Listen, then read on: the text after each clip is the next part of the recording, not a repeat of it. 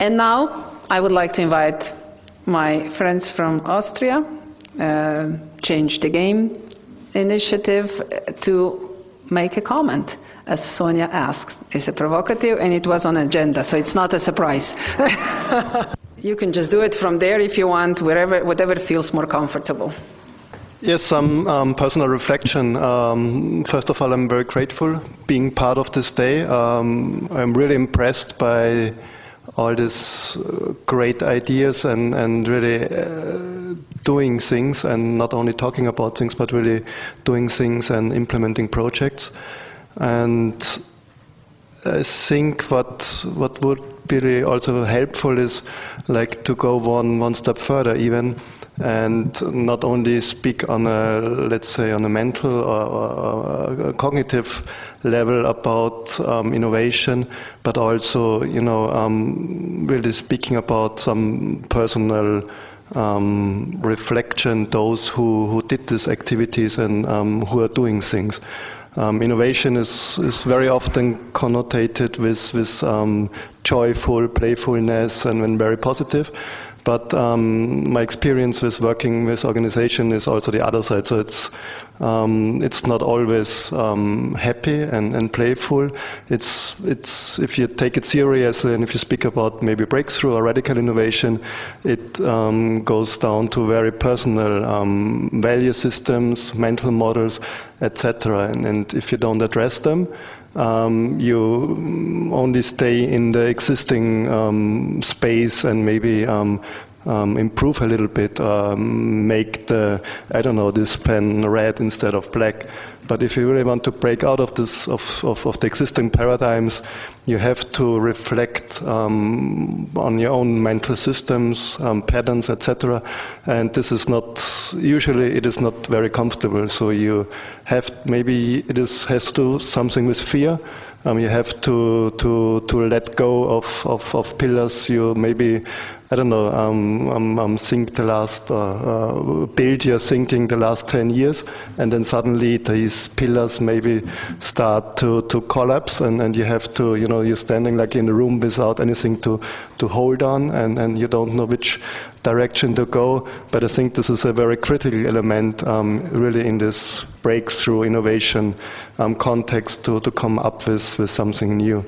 And I think those who really did make a change and who also presented the project, I assume that most of them, they went this way, and it was not always very easy, and it was a lot of energy that had to be put into these projects, into these activities.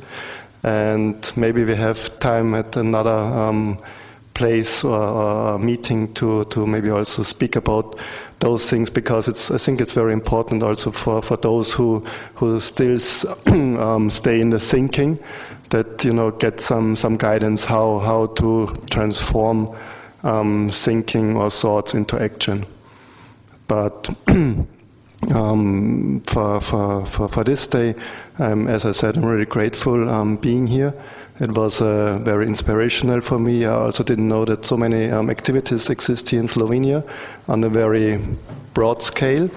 Also this understanding of innovation on a very interdisciplinary context and not very narrow focused.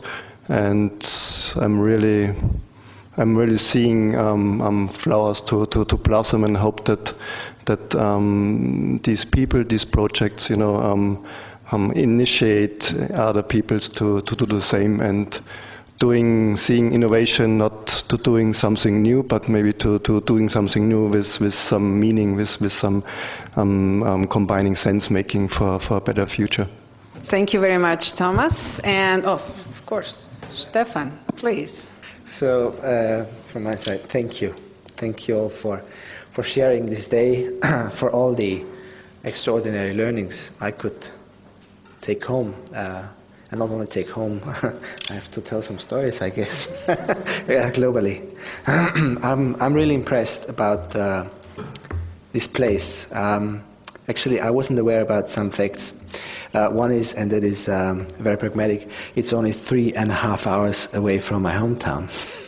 And I should come here more often. The next thing is, you're very privileged because, as Violetta said, you still have and you had a genuine need for this innovation movement, and therefore the field that is already there and can be nurtured, and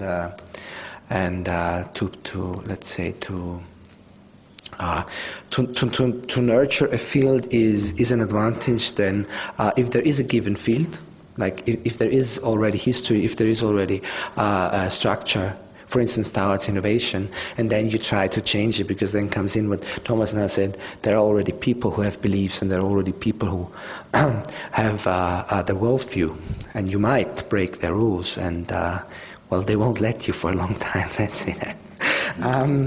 But this privilege here, and I think this is also the story that's not only to be told, but that is to be evolved. And I had the impression, I don't know, it's now leaning out of the window, we say, I had the impression that this it is also a very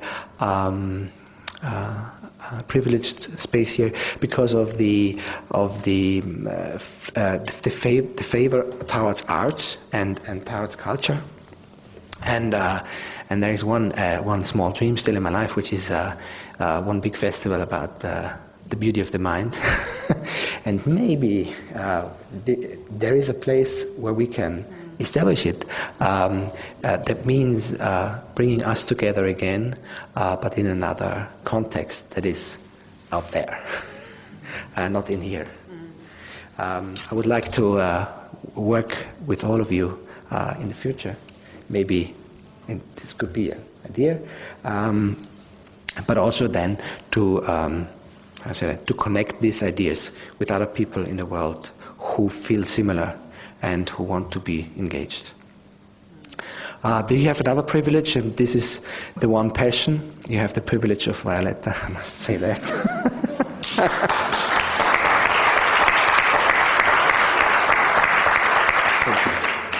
I truly admire her, and I was very glad that the national television asked me to make a contribution to tell the people about you. I loved a lot of the presentations today, but I really hope that the presentation comes through with every one of us has the possibility of leadership, or has the potential of leadership in his or herself. That this is really nurtured here too, and that it's not only Violetta in the future. What else? I